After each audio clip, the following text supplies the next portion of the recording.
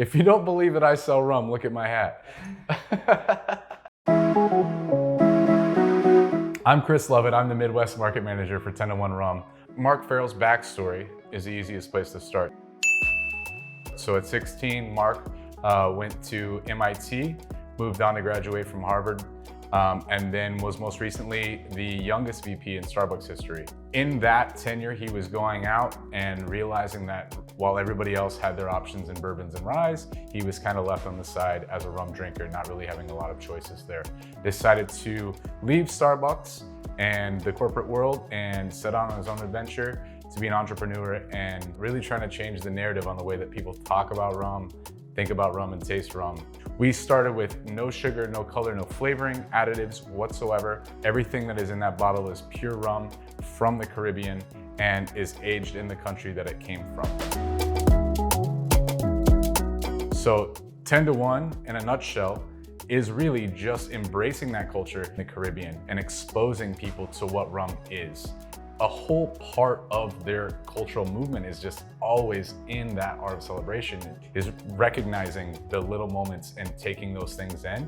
And rum is always a part of those things, because if you think about what the islands in the Caribbean have as far as landmass, I mean, this is their export, right? This is their baby, this is their pride and joy, and this is what they do best. So starting with the dark rum, it is going to be coming from 4 different countries. We've got rum from Trinidad and Tobago, Mark's home country, rum from Barbados, rum from the Dominican Republic, and rum from Jamaica. All of those things encapsulated in this bottle, I think really harken more to maybe a bourbon drinker. The white rum, popular misconception, is not just the unaged version of this. This is a very specific blend. This is Dominican rum and Jamaican rum blended together. You've got a lot more vegetal notes. You've got lemongrass, honeysuckle. You can get all those things off of it, being super young and really tasty. A little bit higher proof, shows up really well in cocktails.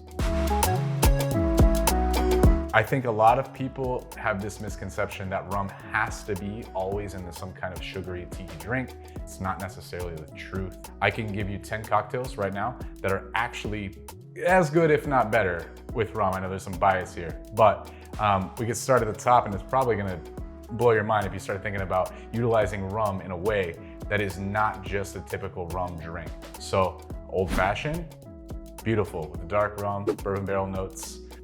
Nobody thinks about it. A rum martini is actually really great. This rum is very dry. It's gonna finish with some nice vegetal notes, almost maybe a little dirty to some people. Rum Manhattan, even a black Manhattan, add some Amaro to it. Aviation, a Bloody Mary with either one, super balanced. French 75, a Gold Rush, I love with the dark rum, even with some hot honey, add a little spice to it. A rum sour, you know, it's the same pisco sour, whiskey sour, it's all the same build. A rum sour ends up being a little bit more balanced, I think. Espresso martini, hot right now. This guy in an espresso martini, either one of them, is absolutely incredible. And I think the one that really throws people for the most, because it's a bitter cocktail, nobody expects to have rum with it, is a Negroni. So I'm gonna make you guys a Negroni right now. Super easy cocktail to make. Obviously, we're gonna start with base spirit. You're gonna need some sweet vermouth. Feel free to play around with that. There's a lot on the market, and you're gonna need a bitter. Campari is what we're using today. I like some other ones, Gran Classico. Any aperitivos, you can make a lighter one. You can make it with a little blood orange bitter. All kinds of ways that you can play around with it. But just for the simplicity of today, I'm gonna go just straight basic Negroni. I think that it's the most balanced, especially with the white rum at 90 proof. It really shows up, and you get a nice balance of bitterness and the sweetness from the vermouth. So we're gonna do 1 ounce of each. So 1 ounce of sweet vermouth.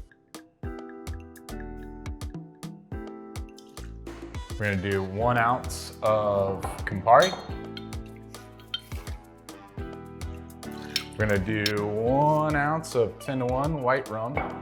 It works with the dark as well. I just like the little bit of extra proof, and I think the herbaceous notes kind of play off of the vermouth a little bit. So you feel free to try it both ways. And I'm gonna do 2 dashes of that. We're gonna add ice in. It's the summertime. I like to serve it over ice. You feel free to serve it up. Actually, feel free to top it off with a little sparkling wine, a little soda water too. We're just gonna pour this up today. And then the garnish is another thing. Feel free to play with it. I like just a little bit of citrus oil over the top of it. So I'm just gonna do a little bit of orange today. So cut a little swath. We're gonna express it over the top, get some oils in there, drop it in there, and cheers.